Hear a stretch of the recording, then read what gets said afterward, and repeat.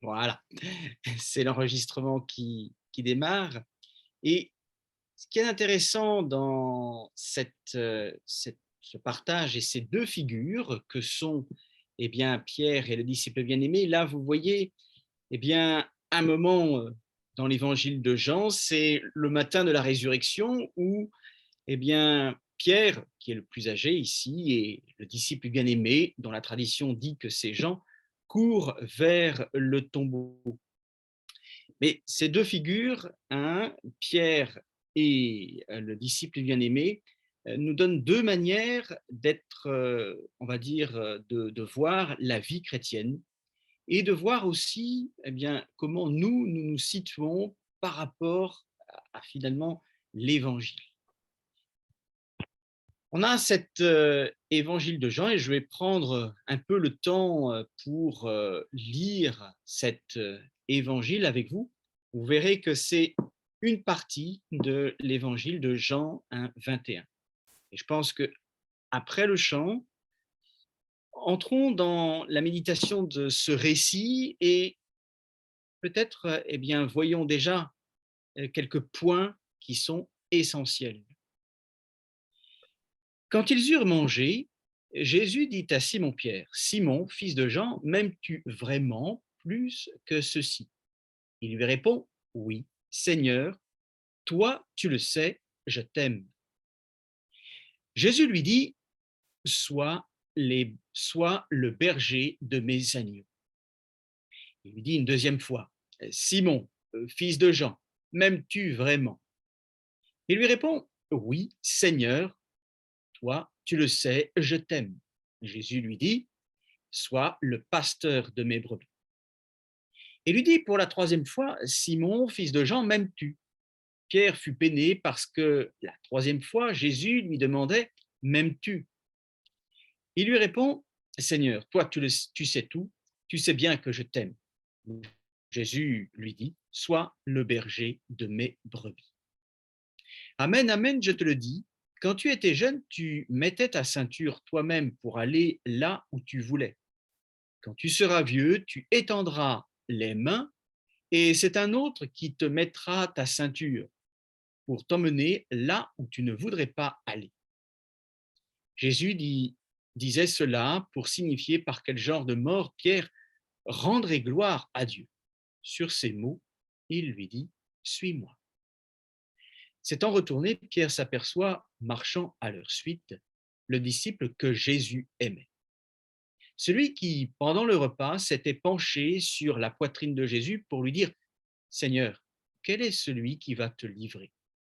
Pierre, voyant donc ce disciple, dit à Jésus, et lui, Seigneur, que lui arrivera-t-il? Jésus lui répond, si je veux qu'il demeure jusqu'à ce que je vienne, que t'importe? Toi, suis-moi. Le bruit courut donc parmi les frères que ce disciple ne mourrait pas. Or, Jésus n'avait pas dit à Pierre qu'il ne mourrait pas, mais si je veux qu'il demeure jusqu'à ce que je vienne, que t'importe? C'est ce disciple qui témoigne de ces choses et qui les a écrites. Et nous savons que son témoignage est vrai. Alors, dans ce récit, on voit qu'il y a deux figures, hein, la figure de Pierre et la figure du disciple bien-aimé. On est au chapitre 21, c'est la fin de l'évangile eh bien, de Jean, et il faut avoir un peu en mémoire, on va le faire rapidement, la mémoire de ces deux figures dans l'évangile. Pierre apparaît comme le disciple qui d'abord a trahi Jésus. Hein, si on remonte dans l'évangile, dans les versets qui précèdent ce récit, c'est celui qui a abandonné son maître, hein, dans les discours de la Passion.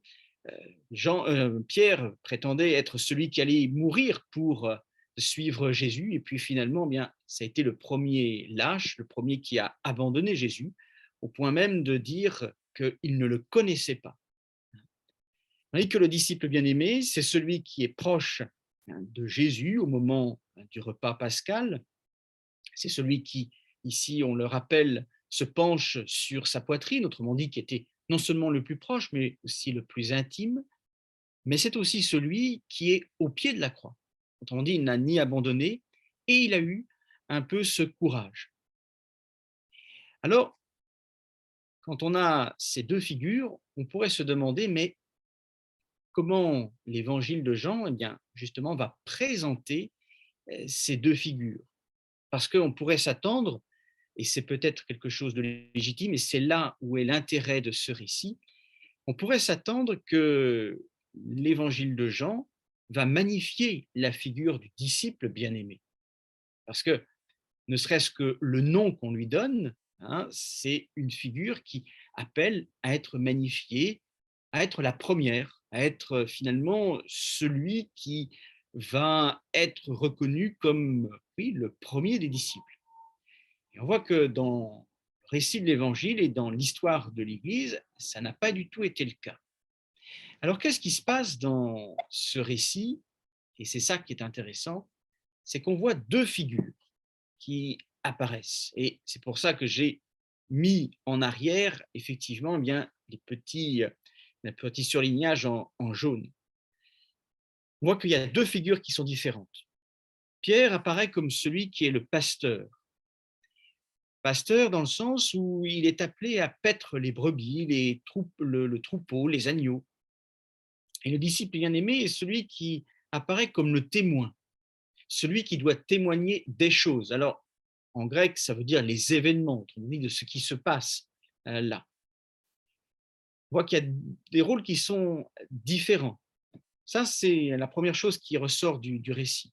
Alors, le rôle du pasteur, ça fait référence, dans la tradition biblique notamment, eh bien, on peut faire référence au chapitre 34 du prophète Ézéchiel, qui fait référence à la figure du bon pasteur. Le bon pasteur, c'est celui qui est avec ses brebis, c'est celui qui donne sa vie pour ses brebis. Autrement dit, dans Ézéchiel 34, ça ne peut être que Dieu lui-même. Le pasteur, c'est toujours celui qui est en rapport avec le peuple pour eh bien, prendre soin de lui. Le témoin, c'est celui qui est un peu, qui a le rôle de prophète, c'est-à-dire il dit ce qu'il voit. Et c'est ce que fait le disciple bien-aimé lorsque, dans la conclusion de l'évangile de Jean, vous avez eu déjà la première conclusion, là on vient de la lire, il met par écrit ce qu'il a, les choses qu'il a vues, eh bien c'est un rôle qui est prophétique. Il en est témoin parce qu'il dit ce qu'il a vu, ce qu'il a vu se dérouler sous ses yeux. Ça, c'est la première chose. Et donc on voit ces deux figures qui apparaissent un peu mises en exergue, le pasteur et le témoin. On va voir que c'est beaucoup plus complexe et que c'est beaucoup plus enchevêtré qu'il n'y paraît. Mais gardons ça en tête, c'est que Pierre apparaît comme celui qui est pasteur et le disciple bien-aimé comme celui qui est témoin. Et ce qu'il y a d'étrange, c'est que le pasteur Pierre, c'est celui qui a trahi.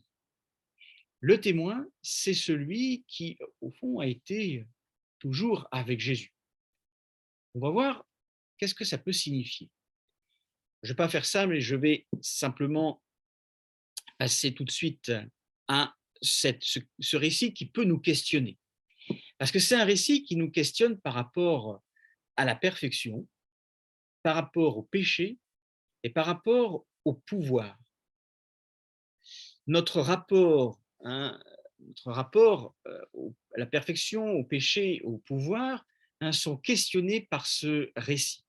Alors pourquoi? Parce que dans notre imaginaire, et c'est ça qui est intéressant, c'est-à-dire que si on pouvait dresser sur une petite feuille de papier, et c'est peut-être là où ce récit nous invite à grandir dans la foi, eh bien dans notre imaginaire, celui qui est premier, c'est celui qui est parfait.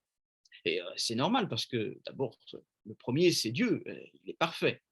Mais on transpose peut-être un peu vite, justement dans notre manière de voir les choses, et vous allez voir après que ça va être très pratique, hein, très pratico-pratique. Et puis, on peut se dire, celui qui reçoit une mission d'église a un parcours sans faute. Et là, ça devient beaucoup plus pratique, c'est-à-dire que le choix d'un curé, le choix d'un évêque, tout ce qui est en rapport avec ce qui existe aujourd'hui, ça c'est simplement fortuit, hein. C'est pour imager, ou simplement choisir un catéchiste ou une catéchiste, choisir quelqu'un qui a une mission dans l'Église, ne serait-ce que la plus petite. On chercherait quelqu'un qui a un parcours sans faute, hein, quelqu'un qui est parfait. Ça, c'est un peu la tentation qu'on peut avoir dans certains lieux, peut-être même au plus profond de nous-mêmes. Et finalement, on apparaîtrait comme des puristes et peut-être aussi des puritains. Et ce récit, eh bien, vient questionner cet imaginaire. Parce que si on va plus loin, ce récit, il vient interpréter, il vient frapper ce que dans la tradition de l'Église, dans la vie de l'Église, beaucoup d'hommes et même aussi des femmes, eh bien, ont eu une mission d'Église avec des pécheurs pardonnés.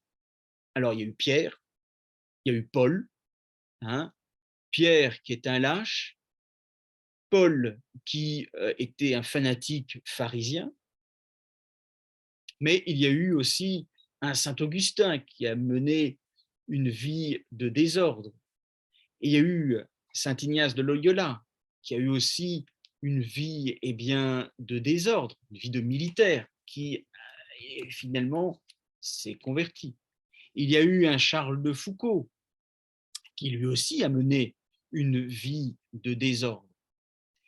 Et puis, vous voyez là le film qui est là, c'est le film Mission, hein, c'est de qui?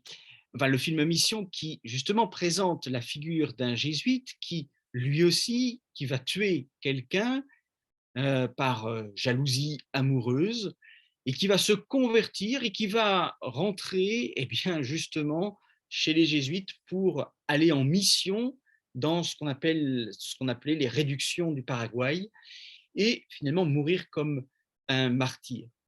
Et dans l'histoire de l'Église,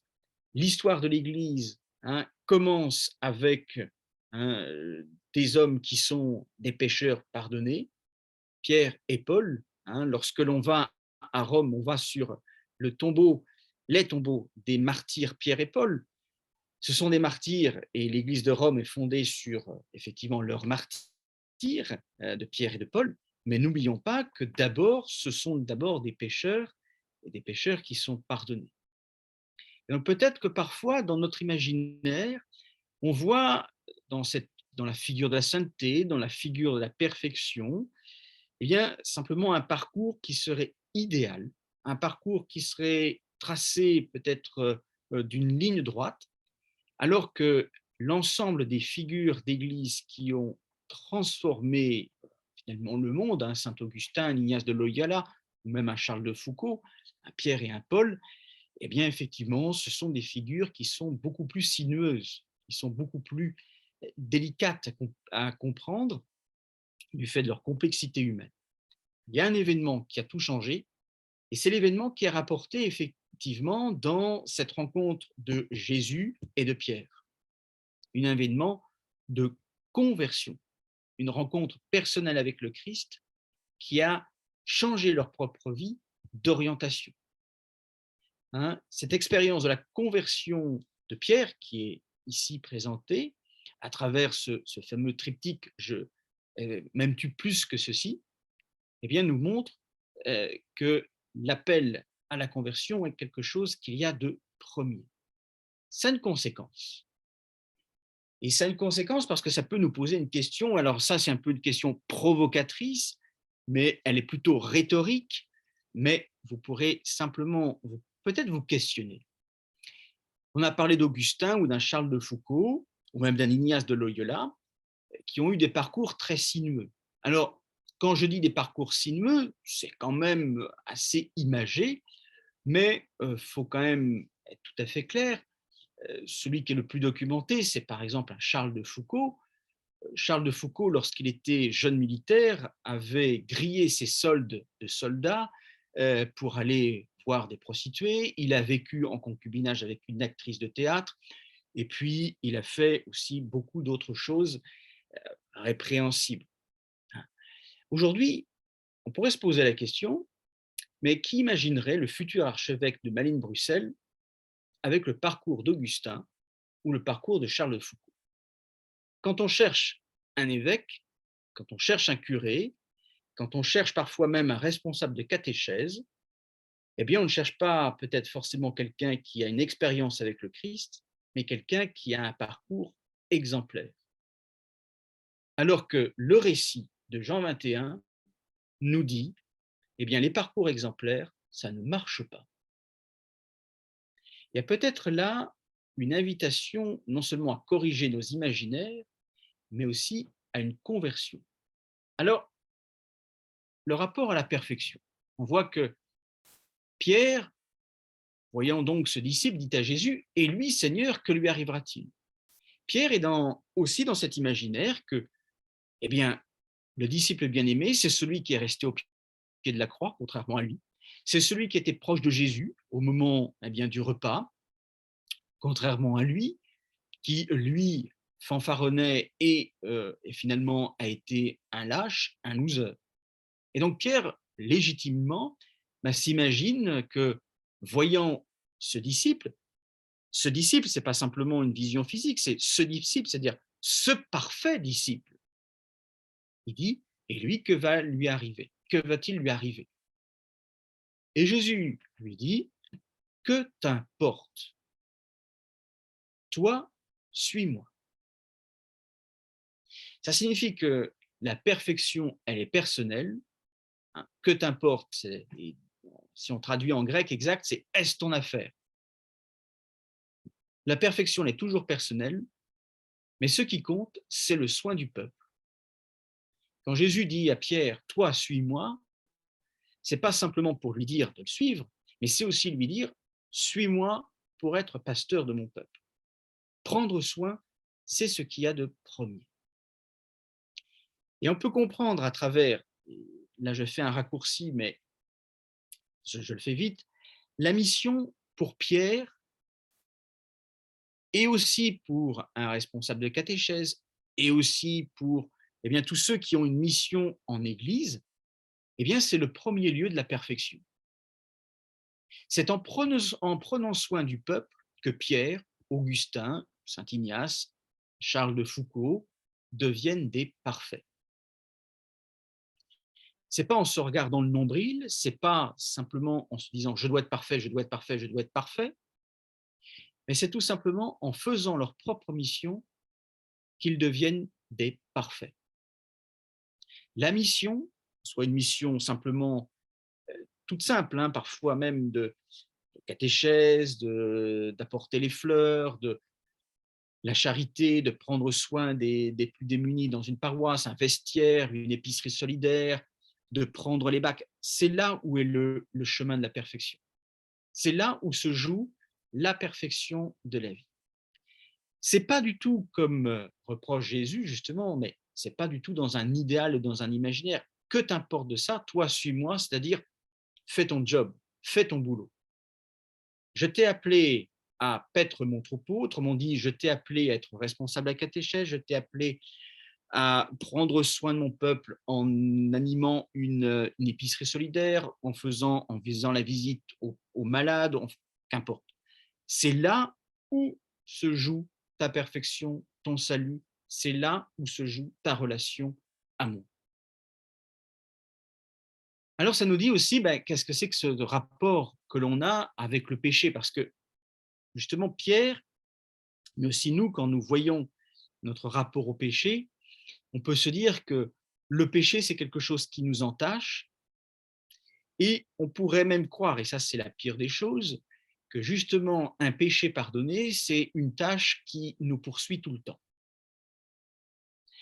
Et justement ce récit de Pierre nous corrige, de Pierre et le disciple bien-aimé, nous corrige dans ce rapport que nous avons au péché, plus largement à la faute. On voit que le péché, c'est fondamentalement un reniement. Non, je ne le connais pas. Un reniement qui va jusqu'à, comme Pierre, dire je m'enfuis de la croix. C'est-à-dire je n'ai pas envie de voir et je n'ai pas envie d'être mêlé à cette histoire du salut qui se déroule devant moi. Mais ce qui compte, c'est cette rencontre avec Jésus, c'est la conversion. Simon, fils de Jean, m'aimes-tu plus que ceci? Et ça, c'est très intéressant. On pourrait mettre Simon, on pourrait mettre Philippe, on pourrait mettre Guy, on pourrait mettre Marc, et entendre cette question, m'aimes-tu vraiment plus que ceci? Et ici, le temps du verbe a une importance. Jésus ne dit pas à Pierre, m'as-tu aimé? Jésus ne revient pas sur le passé. Jésus ne revient pas sur les fautes et les reniements de Pierre. Jésus pose la question au présent, et un présent qui invite à un avenir.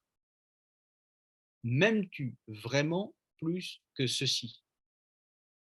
C'est-à-dire que je désire m'attacher au Christ plus qu'à, y compris mes propres frères, et donc plus qu'à mes propres fautes, plus qu'à mon propre passé. Jésus ne revient pas sur le passé, il est tourné vers l'avenir. Et c'est ça la rencontre de la conversion. C'est-à-dire que le Christ vient nous rencontrer dans notre propre péché. Si j'avais commis tous les crimes, comme disait sainte Thérèse, eh bien cette rencontre du Christ me tourne vers un avenir, vers un autre horizon. Parfois, effectivement, on désire vivre dans son propre passé parce que ça peut paraître plus facile, parce qu'effectivement, tourner vers l'avenir peut revenir justement sur le récit de Pierre. Jésus annonce à Pierre son propre martyre. Il annonce son martyre à Rome. L'avenir de Pierre, c'est de témoigner comme Jésus, comme le Fils de Dieu. Et donc cet avenir, effectivement, peut faire peur. Et puis, ça nous dit aussi notre rapport au pouvoir et au service.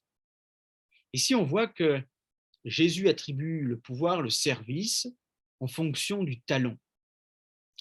Malgré le péché, malgré le reniement, malgré les turpitudes de Pierre, c'est-à-dire cette lâcheté de Pierre, Pierre va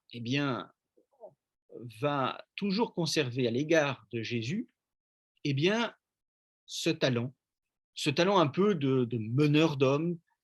Il dirigeait une petite barque, c'est l'évangile qui le rapporte, il est appelé à diriger la barque de l'Église. Il reconnaît ce talent. Nos péchés, nos reniements n'effacent pas les talents que nous avons reçus de Dieu. Et de même, pour le disciple bien-aimé, ce talent peut-être de la douceur, on va dire ce talent aussi de l'audace, oser croire. On se souvient que c'est la première image, le disciple bien-aimé, c'est celui qui a vu et qui a cru. Et bien justement, ce service, il est accordé, il est toujours accordé en fonction de ce talent. Le pouvoir et le service, c'est prendre soin, et c'est toujours pour la mission. Et c'est ça que dit la figure de Pierre. Pierre est appelé à prendre soin et pour la mission. Mais c'est appelé effectivement à s'articuler au témoignage. Parce que si Pierre a effectivement cette mission et se prendre soin, c'est parce qu'il y a aussi ce témoignage du disciple bien-aimé qui est toujours là. Et donc, il y a toujours cette articulation entre ce témoignage et puis aussi cette mission du prendre soin. Alors, petite conclusion, ce récit du disciple bien-aimé et de la figure de Pierre, qui nous dit effectivement à la fois cette valeur de la mission nous est confiée malgré nos propres fautes, et la mission nous est confiée parce que nous sommes des pécheurs convertis, parce qu'on ose suivre le Christ, parce qu'on ose prendre l'avenir du Christ. l'avenir qui peut être jusqu'à la croix. Et cette figure du disciple bien-aimé qui ose dire ce qu'il voit. Eh bien, ces deux figures nous protègent de deux dangers. Et je crois que ces deux dangers qui sont dans notre Église, c'est une Église qui devient de plus en plus minoritaire, hein, on voit très bien ici en Belgique. Quand on devient minoritaire, il y a un danger, c'est de devenir sectaire. Et puis, un deuxième danger, quand on est minoritaire, on recherche son identité, et c'est le danger de devenir puritain. Parce que, effectivement, c'est facile quand on est eh bien, en recherche d'identité, on va prendre ceux qui sont, entre guillemets, les meilleurs. Or, eh bien, ce récit de Jean 21 nous dit eh bien que on doit tenir cette idée que la conversion, elle est personnelle, elle précède vraiment la mission. Et que c'est en accueillant cette rencontre du Christ, hein, cette rencontre du Christ qui va faire que l'on peut se tourner vers l'avenir et non pas rester bloqué dans un passé, qui nous permet d'assumer cette mission qui nous est confiée par le Christ. Et cette mission, elle est toujours accolée, on le voit bien dans ce récit, à cette question du témoignage. Le témoignage qui est celui eh bien, du disciple bien-aimé, le témoignage qui ose dire eh bien, ce qu'il a vu. Voilà ce que je voulais dire à travers eh bien, comment dire, ce récit hein, de Jean 21, ces trois choses qui sont pour moi importantes. C'est que souvent dans notre vie d'église, on attend dans nos missions, dans nos appels que l'on peut dresser, finalement à chercher la perfection. Et on essaye finalement de trouver des chemins qui seraient les plus droits, parfois même jusqu'en maquillant nos propres fautes. Eh bien, ce que nous rapporte hein, ce récit, c'est que nous n'avons pas à avoir peur de nos propres péchés, de nos propres faiblesses. C'est que nous sommes appelés dans nos péchés et dans nos propres faiblesses, comme Pierre, à oser entendre le Christ qui nous pose la question: m'aimes-tu? M'aimes-tu plus que ceci? M'aimes-tu? Et je t'envoie en mission. Je t'envoie en mission parce que tu oses eh bien, cette parole qui te permet d'aller vers l'avenir. Donc cette expérience d'oser entendre le Christ m'appeler à dépasser mes propres fautes, elle est fondamentale dans notre vie hein, d'Église. La deuxième chose, c'est avec la figure effectivement du disciple bien-aimé. Ce disciple bien-aimé, c'est celui qui est appelé à témoigner de ce qu'il a vu. Des choses, comme le récit le dit, des événements.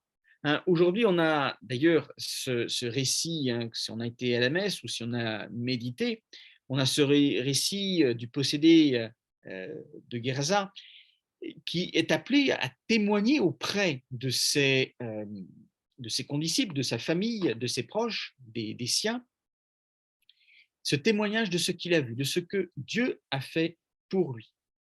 Et le disciple bien-aimé, justement, cette expérience d'amour, cette expérience d'intimité avec le Christ, elle n'est pas appelée à être simplement, eh bien, justement, enfermée en elle-même. Hein. On peut justement avoir cette relation personnelle avec le Christ, une intimité amoureuse avec le Christ, qui est une intimité presque mystique, on va dire, mais il n'y a finalement cette intimité avec le Christ qui n'a que de valeur, et c'est le sens de ce récit de Jean 21, que dans le témoignage. Et pour conclure, cette troisième chose que je voulais dire et que je pense qui est essentielle pour notre Église, c'est qu'on voit bien qu'il y a besoin de cette articulation entre la conversion et puis cette intimité personnelle avec le Christ. Au fond, ces deux figures, hein, la figure de Pierre, qui est le pécheur, le lâche, qui va jusqu'à, effectivement, comme Charles de Foucault ou comme d'autres, à être dans toutes les turpitudes et finalement, eh bien, d'accepter une parole d'avenir que le Christ lui propose. Et cette figure peut-être plus contemplative, plus amoureuse, hein, du Christ. Et que peut-être l'Église, elle est tantôt l'une et tantôt l'autre, et que peut-être nous aussi, nous sommes tantôt l'un et tantôt l'autre. Nous sommes parfois, eh bien, ce Pierre parce que nous sommes tous des pécheurs, nous sommes tous appelés à cette conversion, et puis aussi nous sommes tantôt, eh bien, aussi cette intime avec le Christ, cette intimité qui nous appelle à témoigner. Et donc, notre vie, elle est finalement entre ces deux pôles. Parfois, on est plus l'un, parfois, on est plus l'autre. Mais nous sommes tous des pierres et nous sommes tous des disciples bien-aimés. Ce qui compte, effectivement, c'est ni d'absolutiser l'un, ni d'absolutiser l'autre, et ni surtout de rejeter l'un et de rejeter aussi l'autre, mais d'accueillir, eh bien, ces deux figures dans la vie de l'Église et dans notre propre vie pour pouvoir justement, eh bien, justement avoir cette mission dans l'Église, pour pouvoir accompagner le peuple de Dieu comme catéchiste, comme évêque, comme vous voulez, et puis aussi, eh bien, de témoigner de ce que le Christ fait pour nous. Voilà.